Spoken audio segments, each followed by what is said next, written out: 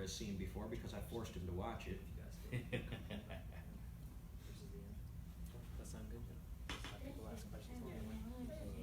Good. We'll keep it as rigid. Yeah.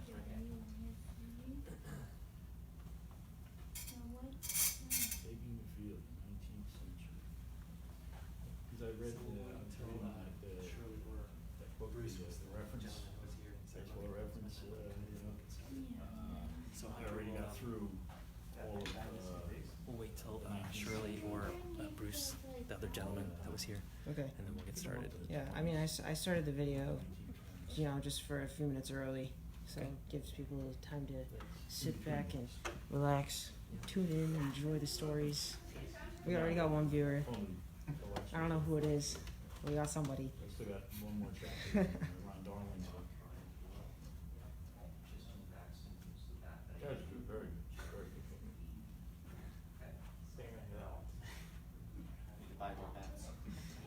They have a bat shop. They have like 3 bat shops.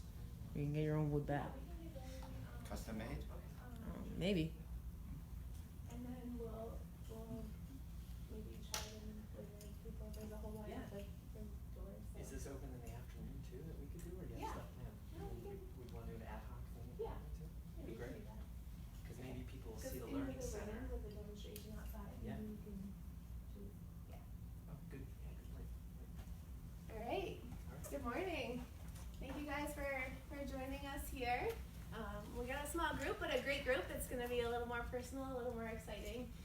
So we thank you for coming out. We have a whole day planned of beat baseball activities. So we hope this isn't your first and last presentation. We'll continue right up until this evening at 7 o'clock tonight. We have a movie. It's called The Renegades, a beat baseball story. So if you're still around this afternoon, we hope you check that out. We have a whole lineup which you should have received when you came through the ticket booth. So programs going on throughout the day. But right now we have a special presentation by some of the Boston Renegades, and actually Christian's bat is upstairs on the 2nd floor on display. So he'll talk a little bit about that, and then you'll be able to see that once you explore the museum later on. So I'm going to turn it over. If you guys have questions, I'm sure they'll take them at the end, but we hope you enjoy, and that's all up to you guys. Yeah. Thank you very much, Shirley. Thanks for having us. So folks, welcome again. We're the Association of Blind Citizens Boston Renegades. Brian Grillo, one of the volunteer coaches. To my left is Joe Yee, one of the players. To my right, Christian Thaxton, also one of the players. There's a couple of other Renegades here as well, in addition to Dave Benny, who's from the San Antonio Jets. And the teams play in the National Beat Baseball Association. National is a bit of a misnomer because actually we have teams internationally as well. We just had our World Series a couple weeks ago in Eau Claire, Wisconsin. We had 22 teams, 2 of which were from out of the country, from Canada and from Taiwan. So we're grateful for the exposure and the growth of the sport. So as you can see from some of the pictures, we don't play on a baseball diamond. We actually play on soccer fields. We need grass to play on.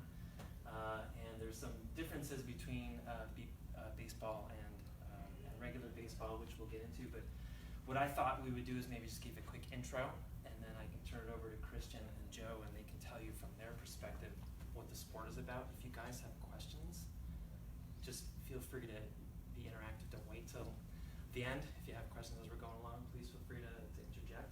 Oh, and the Facebook chat has questions too. Facebook chat has questions. We Yes, please. have a Facebook. few, Folks at Facebook, Yeah. thank you for joining us. Yep, absolutely. So as we pass the ball around, as you guys can see, it's a 16-inch softball, and obviously when you pull the pin out, it beeps. That's the name of the sport. And so some, Yeah, you've seen it. yes, he's our pitcher, so he knows all about Yes. that. So anyway, maybe some background on the sport itself and how we play it. The similarities to baseball, there's 3 outs per side, 6-inning game. Interestingly, we have 4 strikes and 1 take or pass, which is a ball. The way we play is we have the pitcher, catcher, and batter all on the same team because we're actually trying to promote hitting. And we talked about it earlier on when you folks first got here, is that the pitcher, catcher, and batter work on a cadence, not on the beat of the ball. So when the batter is set, what we usually do is have the batter indicate to the catcher, and the catcher will say set, pitcher will say ready, pitch, release the ball, and the batter will swing, depending on how fast his swing is and how the velocity is coming in from the pitcher. And then in fielding, you can see some of the pictures here. Basically, it works that if a fielder will field the ball, and if they can possess it away from their body and control before the runner reaches the base and gets to that moment, it's an out. If not, the runner reaches one of the bases before that happens, and it's a run. The bases are offset from our foul lines. They're 100 feet down each of the foul lines. As you can see, it's operated by a toggle switch. We pointed the speaker toward us because it's a little bit loud, but Yeah. this is what it sounds like. So when the ball crosses the plate, or just as it's about to cross the plate, there's a base operator behind the home plate that will operate the base at random. There's one down the first base line, one down the third base line. And so when the hitter hits the ball, he or she doesn't know which base is going off. They're going to have to tune into that, run to that base, tag the base, or slide into it, tackle it, whatever their preference is. As you can see, Kevin Burton's going in and tagging the base, and so it's either a run or an out. There's no running from, and there's no second base. Obviously, there's home plate first and third base. So that's kind of a quick overview. What I wanted to do is I think the most interesting thing is stories, right? How people got involved in the sport, what their story is, what beat baseball means to them, and I think that's really what Christian and Joe are here for and can tell you a little more about. So, and they'll also tell you guys a little more of things that maybe I've forgotten as we're going along here. But maybe Christian, if you want to start with batting and sort of how you got involved in the sport and your story. Sure. Do you want to come on in first off? No? All right. Well, thank you all for coming. Like Brian said, my name is Christian. I found this sport about 4 years ago. But growing up, I grew up in baseball. I've been, swinging a bat since I could walk, and played all the way up. Played a year of college baseball, and then started losing my vision. And so after that started, progressed for about 6 months, and went from sighted college student playing baseball to legally blind, dropping out of school, moving back home, not really knowing where my life was going. After about a year of that, I found my way out to Boston. I grew up and lived in Oklahoma. And to learn how to be blind and learn how to deal with this new life that I had. After about two or 3 months there, I was at the Carroll Center for Blind training. The Boston Renegades had a booth at one of the events going on there, and baseball hadn't really been on my mind at that point. That was big of a part of my life as it had been. I was trying to learn, other things like how to cook as a blind person and get around. So I heard they were going to be there. I thought, that's great. I'll check it out, but who knows? Probably not for me right now. So I connected with one of our players, Joe Quintanilla, and the coach, Kara Peters, at the event, and I had to try it. I lived and breathed baseball for 18 years before that, so thought I'd give it a shot. They had me out for a tryout, and it was actually pretty amazing. I hadn't really picked up or swung a bat in probably a year, since I lost my vision, since I went blind. And the first pitch I swung at in the batting practice that we had at the tryout, I actually connected the ball again. And as some people on the team know, and a lot of my friends growing up, was kind of one of my favorite feelings growing up, was feeling a baseball leave the bat. And so that just instantly hooked me. And the rest is kind of history, as we like to say, but I joined the team before I'd found an apartment in Boston. I'd already kind of started thinking about moving out, but that was just kind of icing on the cake moving out there. So joined the team. This was in the spring of 2015, and I've been graced with finding an amazing team, amazing community of other blind people, and it's it's really it's not just a sport that they gave me back. They gave me back a part of my life that I thought I'd lost forever. So it's pretty amazing to have found. Where was I going with that? So sport.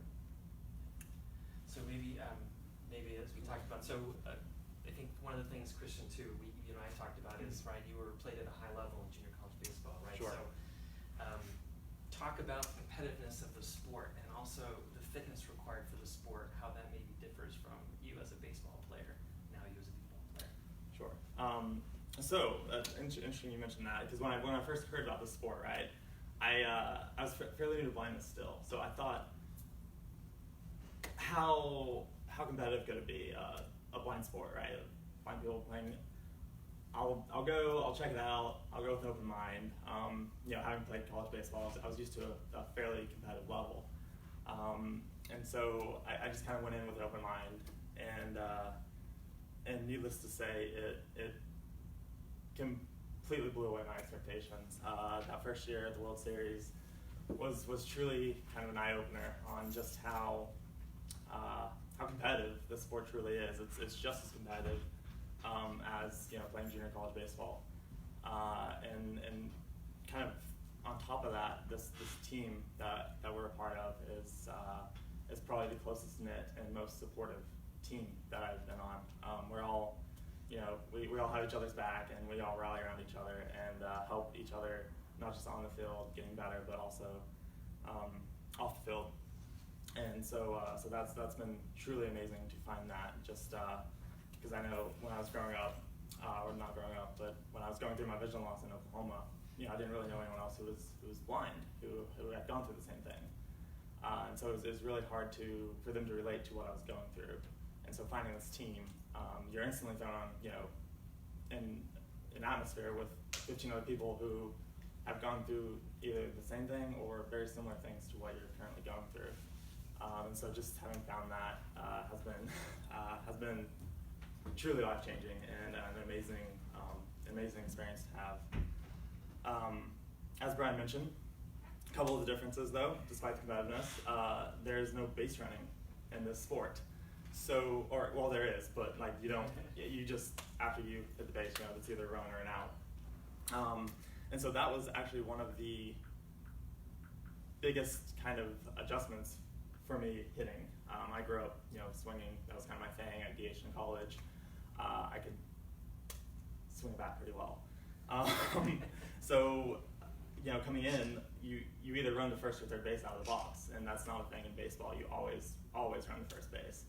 So I remember the first time in practice, after I'd taken a swing and was running to third base, I was like thinking to myself, what am I doing right now? This feels so wrong. And it's just it was such a weird feeling to turn that way out of the box and run toward third base. So that was interesting. There's also, I like to say they took the challenging part of hitting out, the pitchers on your team, but it's also has its own unique challenges because you're blindfolded. Obviously, you can't track a ball off the bat. Everyone says watch the ball off the bat. You can't do that anymore. So you just have to be in sync with your pitcher, and your job as a hitter is to more or less swing in the same spot at the same time every swing. And the pitcher's job is to throw the ball in that spot around the timing that y'all worked out in practice every time. And hopefully, like Brian said, you get 4 strikes. Hopefully, you connect on one of those. If you're doing your job and the pitcher's doing theirs, it can be really rewarding. But it's also a challenge in that regard because you can't see necessarily where you're swinging. It's all by feel. So you don't necessarily know as well, if your bat dipped that time or if you're way early. It's really there's an extra element of communication between you and the pitcher now and the catcher. So it adds some challenges into hitting. And there's a nice rhythm, I think. Question question. Just thought of this now. In full disclosure here, I'm actually one of the coaches of the Boston team. But Jason just thought of Lynch, this now, and you're talking about how removing base running and how all that was different. Okay, so it's been a long time since I was young and could actually move my feet in a manner that people would call running. But when I would hit a ball and be, you know, you hit a ball, you put it in play, and you're thinking, this one's 2 bags, and you're turning around first, you're going to second. That gets completely removed. How big a change was that? Because I don't know if that was one of your more favorite parts of hitting, was, you know, extending it to 2 bags, 3, getting a triple. But now there is no triple. It's the mindset of understanding that you're only running to one base. Yeah, and that like this it was like a treat when you're able to actually go for third. Yeah. Really? That was more tiring. I like coasting in the second. Okay. No, it's so. For me, it was always just, as I mentioned earlier, kind of the feel of the ball for that, but also being able to watch the ball, you know, fly into the gap, right, or you know, really connect on one, go over the fence. And so it was interesting because it was less about that mindset of, for me at least, of like, oh yeah, I can extend this into extra bases, and more about just having that feel back of, because it's a heavier ball, and it's not coming in the same velocity, but when you really connect with it, it's a similar enough feeling that you still get that feel of the ball leaving the bat on the right trajectory, and you know you just kind of say to yourself, man, I crushed that, and so you know it's still you get that feeling still. That's a great segue because I think, and Christian, you touched on, there's a rhythm between the catcher, pitcher, and the batter. I think that's really evident when you connect, right? Where, you know, it's sort of a, you know, the cues would be set from the pitcher, right? A vocal cue, and then ready, pitch, release of the ball, and then the swing when your swing comes through the zone. So there's really a nice rhythm, sort of a balletic, you know, kind of way about hitting. And I think we mentioned that Christian's bat is actually here too. But he's too humble to say why his bat is here, so I'll say it for him. Christian had an unbelievable, and you said if you were lucky to hit the ball, well, you're certainly lucky and also proficient at hitting the ball. So I think it was 2017, right? You hit 897 in the World Series, so his bat is, that bat that you used is now here, right in the hall? Correct. So please check that out as you folks are going through the hall.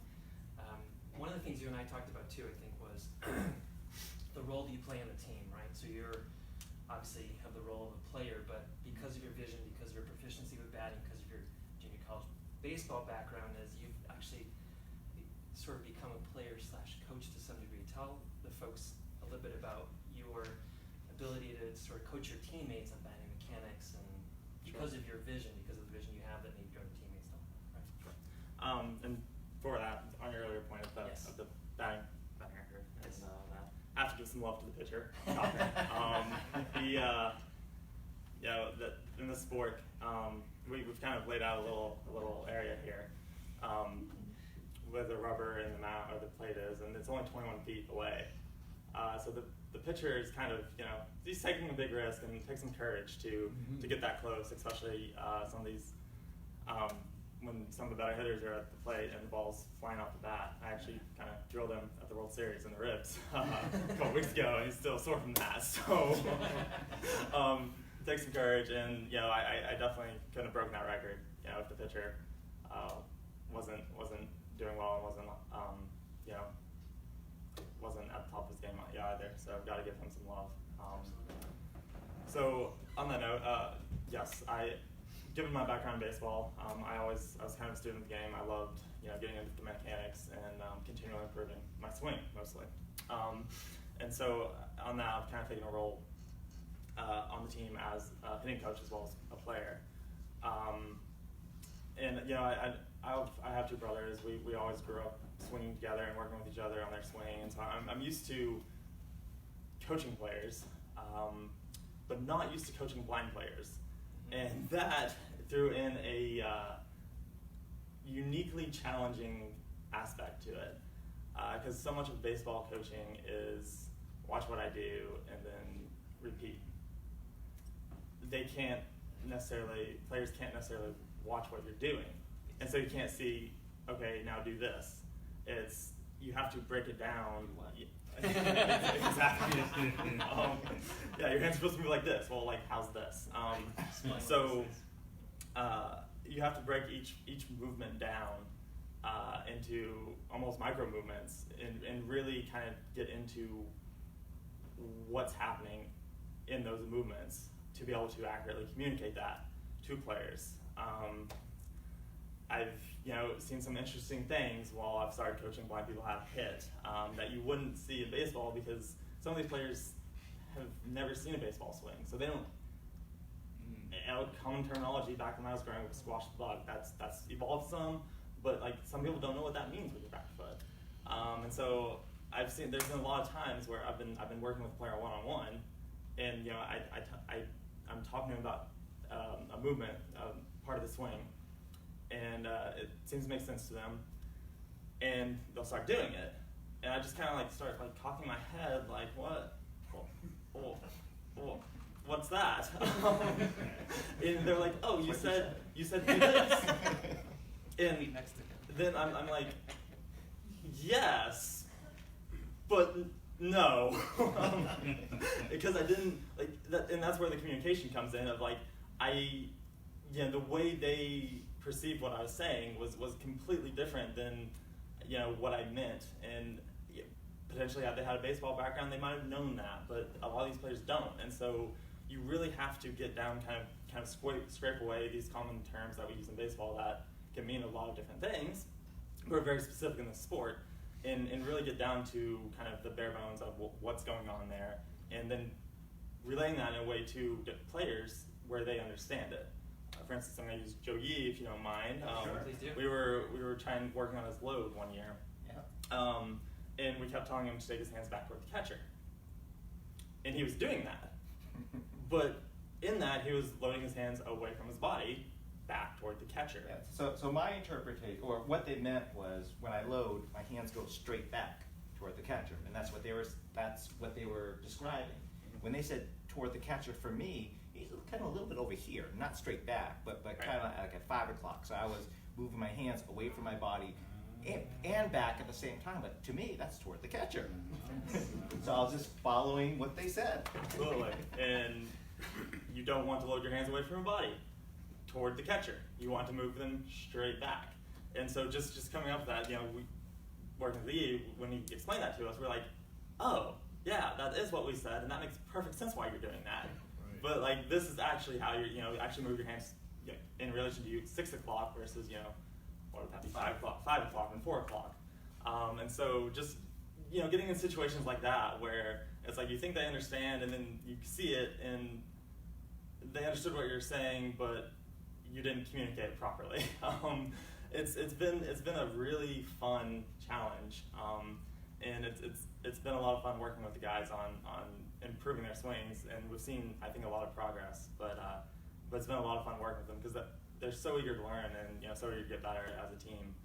That's just it's been an amazing journey. But it's definitely made me learn swings better and learn what's going on in each step as well, trying to break that down and communicate that to other players.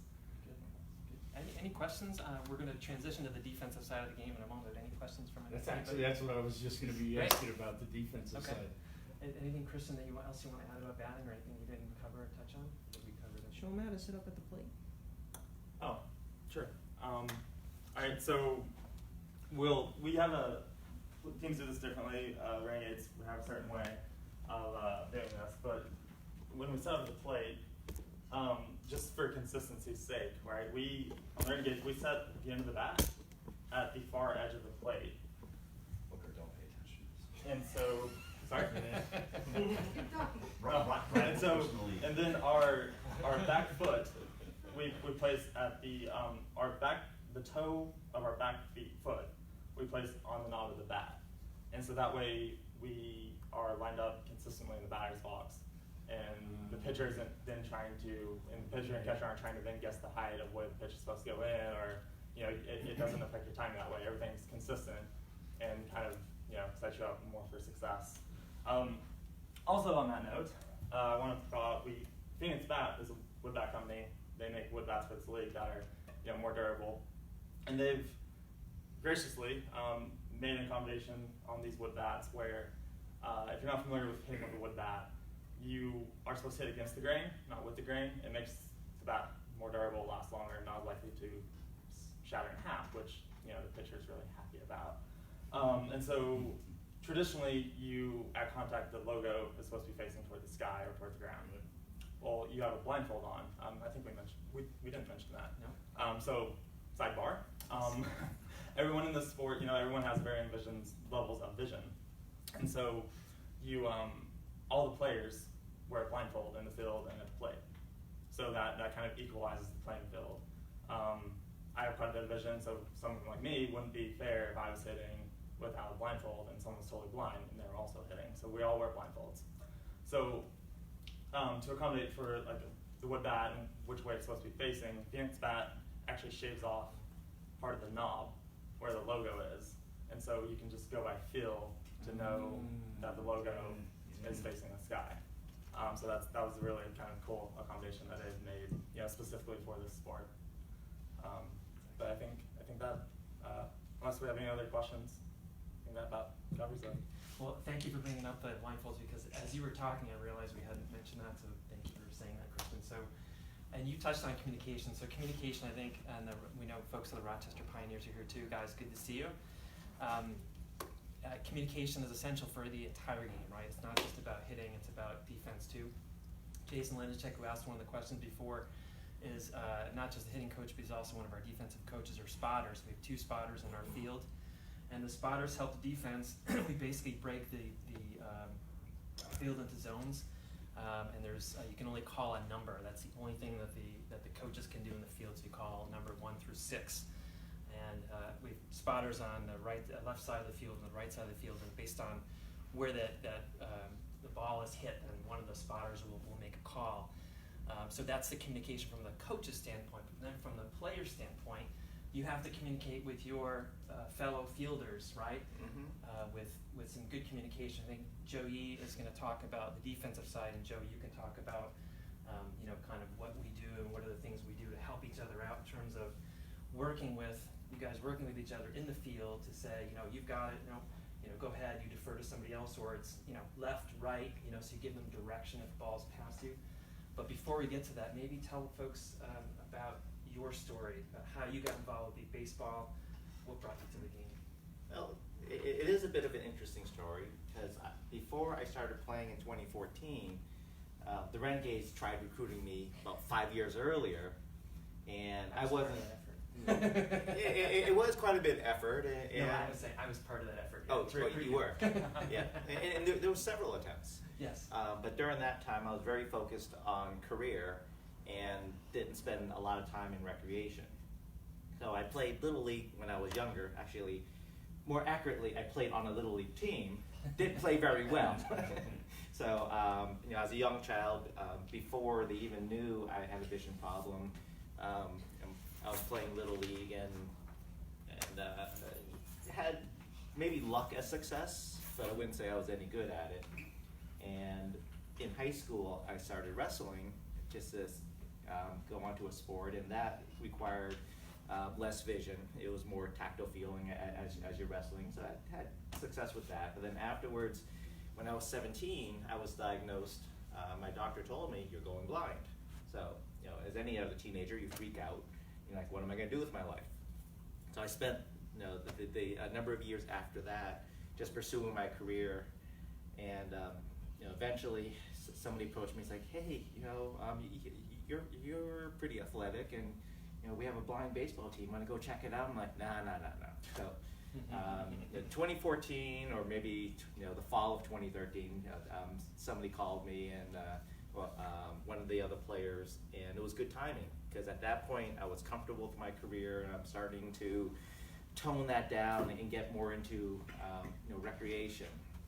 So I went to one of their practices and went to a rock climbing fundraiser event with them, and you know, got real excited at how they were describing the game as we're doing today.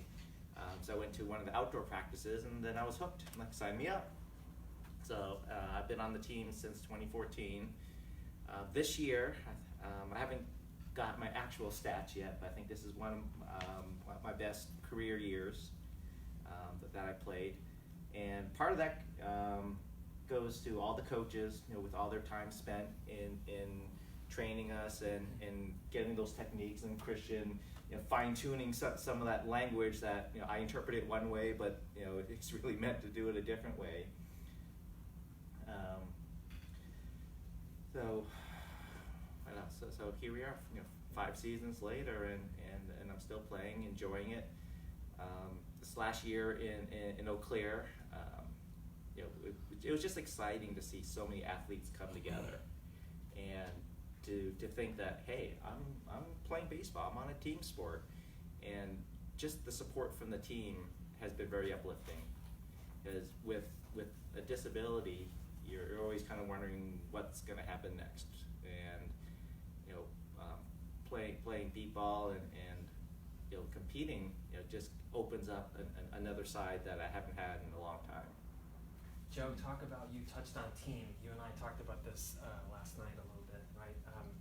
You were a wrestler, so clearly you're an athlete, right? And some of those skills are translating to the sport, but what you said to me was more important was wrestling is more individualistic, and you said this is more of a team sport. Can you just elaborate more on that and what it means to you? Well,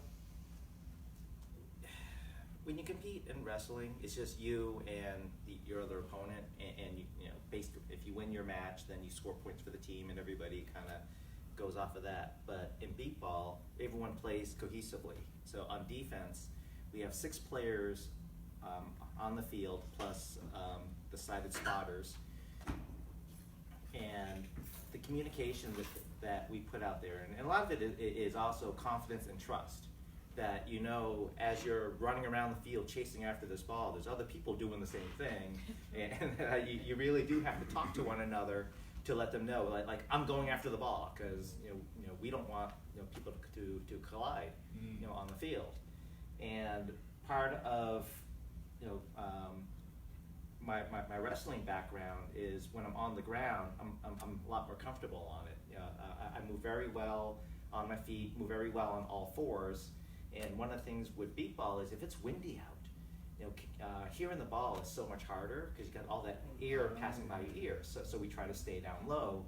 So there's different things that we do as we're on the ground, and I'm used to doing like those bear corrals and chasing after the ball on all fours. Not the entire way, but when you're closer. I've seen people crawl all the way across the field. Not a good technique. We don't advise that. It is funny when it happens, though. And even off the field, we still stay in touch. One of the things that I did last year is I worked with one of our other players who wasn't very proficient with a smartphone. So making a phone call, checking his email, just staying in contact with the group chat with the team. So I sat down with him for a few hours and taught him how to use his phone. And now you can't get him off of it. So I think my background, I'm an IT infrastructure engineer. So technology is my background. So it was easy for me to teach the other teammates how to use technology. And then we just kind of bounce ideas back and forth as we're having trouble, I can't figure out how to get this attachment and send this photo from this last game, and so we'll just walk them through it, and everyone just learns that way, and that helps bring us all closer together. Any questions for the folks that were asking about defense? Anything? I was just wondering, so I would assume then that you're not catching fly balls or anything like that. It's rare that ever happens. And I guess it would be a combination. You're hearing that sound coming down, and if you're right there, then so it's kind of luck of the draw. yeah.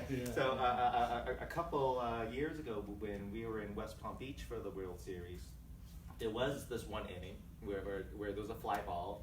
The caller calls the zone, so I'm like shifting into the zone, and I'm like listening to the ball to try to line up with it, but I had misjudged distance-wise, Mhm. and it clonks me on the head. Oh, So I was lined up with it, but, Yeah. but I needed to back off a little bit. I just focused on it too much, and I didn't quite figure out the distance for it. So, so that happens.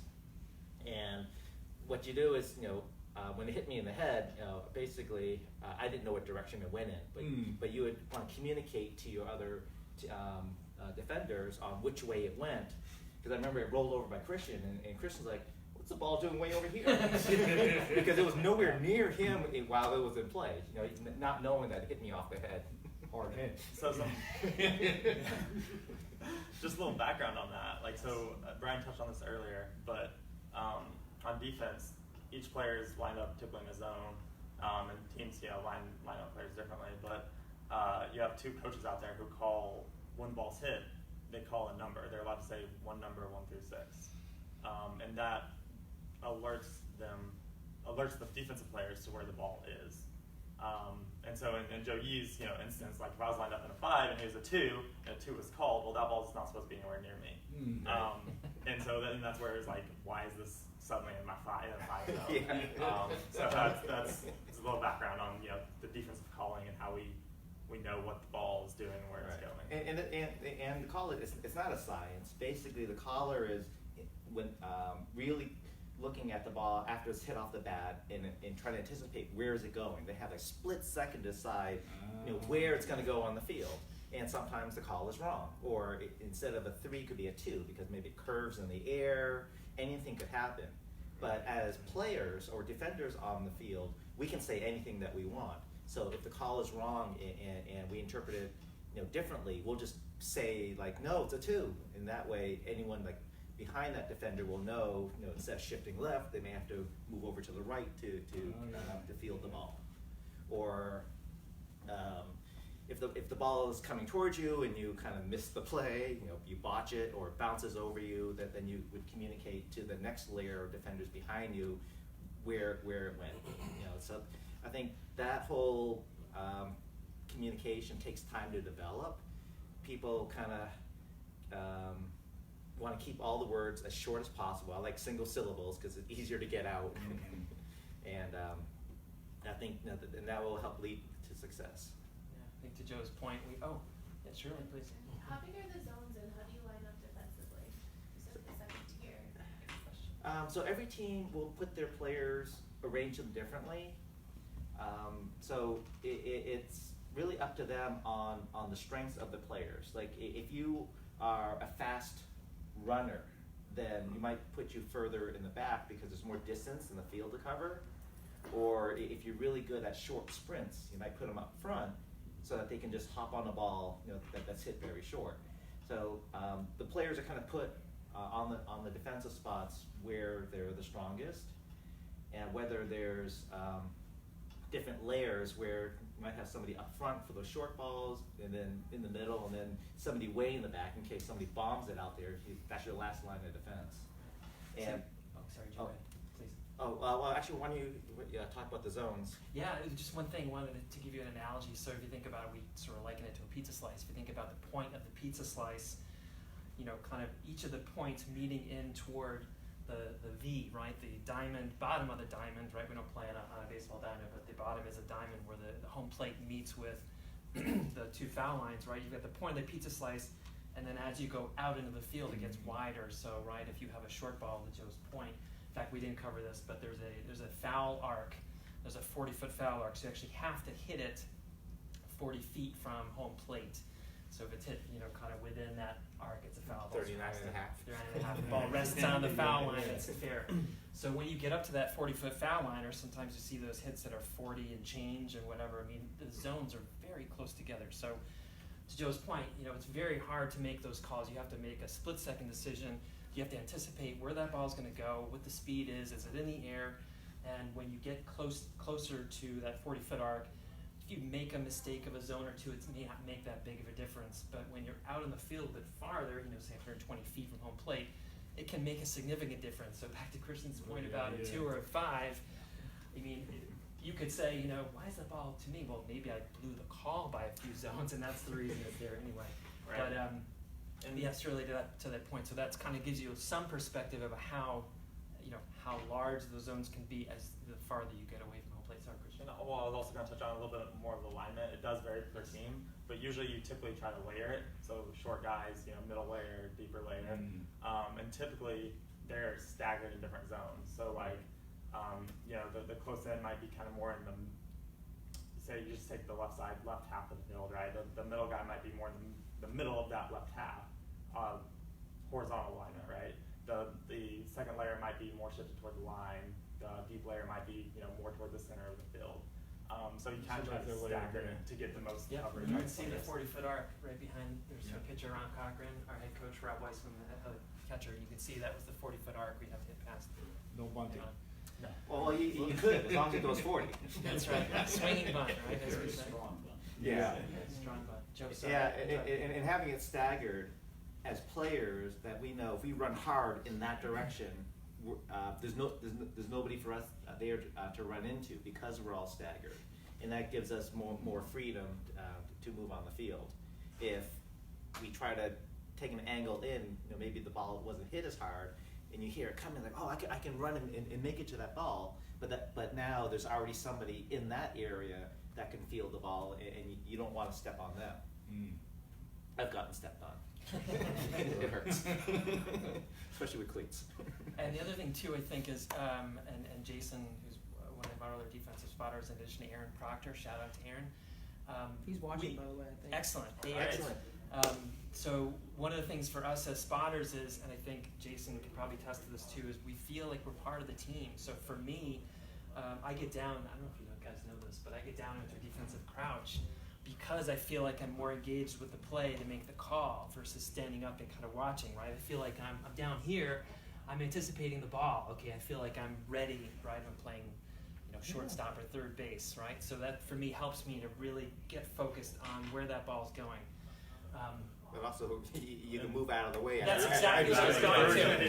Thank you, Joe. I was like, where was I going with this? So yes, it's essential for us to get out of the way, and that comes in with communication. So sometimes the players will communicate to us that, hey, coming your heads up, coming your way, but it's really incumbent upon us to make sure that we, as soon as we make that call, to make sure we vacate that area so the players can do their thing in terms of talking to each other and making sure they get the ball. Because those callers can't say anything else besides say that one number once.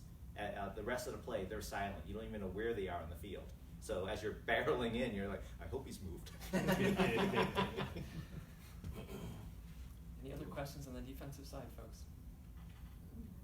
So more on the offensive side. You didn't mention it about the counts. So we get 4 strikes and 1 ball, which is called a take. And with the cadence, you let the catcher know when you're ready to take your pitch, which is why you get a take. Basically, you said you were ready, but you didn't swing. So there's your one chance. Any time else that you say you're ready to take the pitch and they throw the ball, if you don't swing, it's going to be a strike. So we get 4 strikes instead of 3.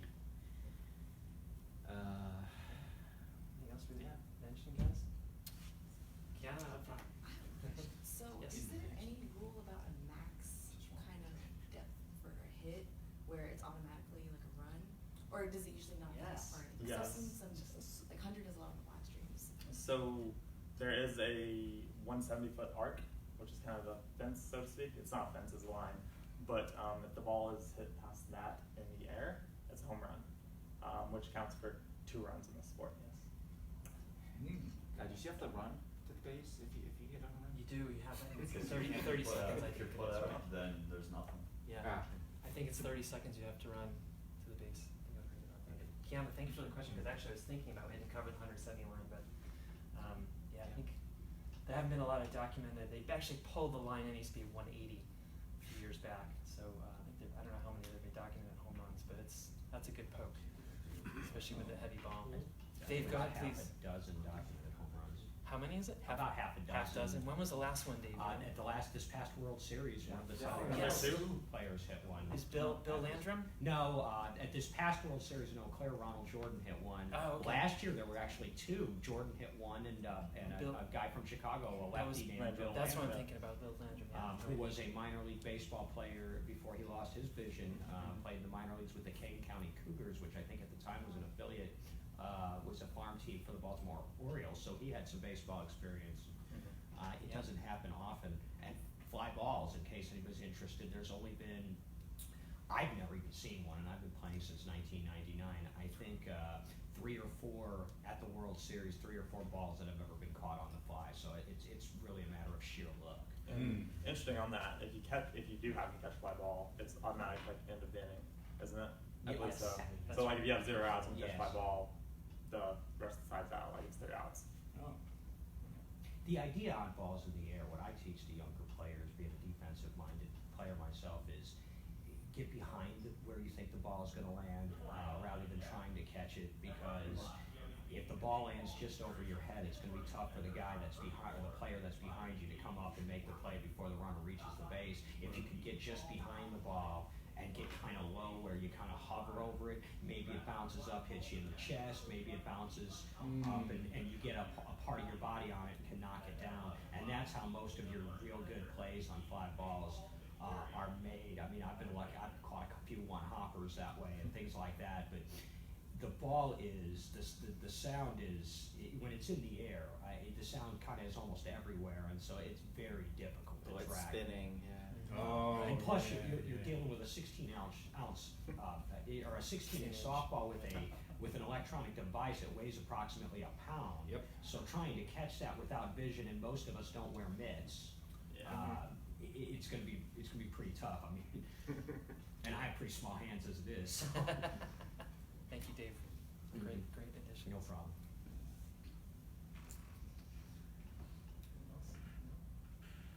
Anything, guys, that we didn't cover, or actually any folks from Rochester? Any additions from our, or Darnell Booker's here from the Indy Thunder? Anything, guys, from your perspective that maybe we didn't cover? I'm not sure, do we cover like how we play? Like Yeah, actually, that's very interesting. Great. Sorry, Kristen. did we cover how you actually like play defense? Kristen, As where far do you play? Sorry? What column? What side of the field do you play? What position do you play? My strong position is what they call third base, Okay. but we don't cover the base itself. What they said earlier, the base is set 10 feet into foul territory just so that the base runner and the defenders should never cross paths fielding the ball. But so I'm on the left side of the field near the third base. And I play usually rover or one of the bases. I like rover better because there's no traffic, so you can just run. Oh, yeah. You say rover, that's Yeah, you get to run That's ball the down. outfield. That's the outfield position, right? Right, rover, yeah, sorry. Right, different guys call it. Did you, sorry to interrupt, I'm Darnell, the second VP of the NBBA and coach and manager of the Thunder, but I'm not sure if you guys covered how the bases are set up like 10 feet off the foul, and then we play our games, as you see in these photos, we play our games on soccer fields because we want them to be as flat as possible and it's real quiet. Landing Or on we can grass play is the good too. outfield of a baseball diamond itself, but mainly the games are played on the soccer field. That's right. It's We interesting have also. played on AstroTurf before, though. It was very interesting. Oh. Cleveland a few years Ouch. ago, and you talk about balls moving fast, Yeah. and part of listening to the ball isn't just the beep of the ball, and it's the beep of the ball the spotters call the sound off the bat, but also a lot of times the grass will help. If the ball is on the ground and it's rolling through the grass, of course, when you're playing on AstroTurf or artificial turf, you're not going to hear the ball making any whoosh motion through the grass at all, and Right. makes it a little more difficult. I remember actually in 2007, we did a demonstration game on the field at the old Metrodome before a Twins game, and that was so very challenging because of the acoustics around the stadium and the way the beep sounded, plus being on the artificial turf at the old Metrodome there in Minneapolis. Is very interesting. You don't get the friction, Dave, of the ball in the grass, right, and the ball travels a little bit faster. One thing I do want to call out, just coming from a baseball background and going to the sport, is that it was surprisingly actually more physically demanding, I felt, than baseball. And it goes into a little bit of the adaptations for the sport, right? Like running to a base that you have to like physically tag. Sometimes, you know, you don't line up properly, or you do line up perfectly and you tackle it, which, you know, so you're tumbling on the ground constantly. And in defense, I think we touched on this briefly, but like the goal of defense, right, is you lay out basically on the ground. We call it Superman, but you're laying out on the ground and just letting the ball hit you. And so that, you know, balls hit pretty well, that can be quite the thud. And so you're constantly diving on the ground, tumbling over bases, you know, playing up to 3 games in a day. It's more physically demanding than, you know, baseball was. Real quick facts, Christian, about the defense. When you're coming up as a batter offensively, the base operator is at the scorer's table. If the bases are random, the base operator decides what base to send the runner to. You don't automatically run to first base like a Right. baseball softball. So that's really important to hearing.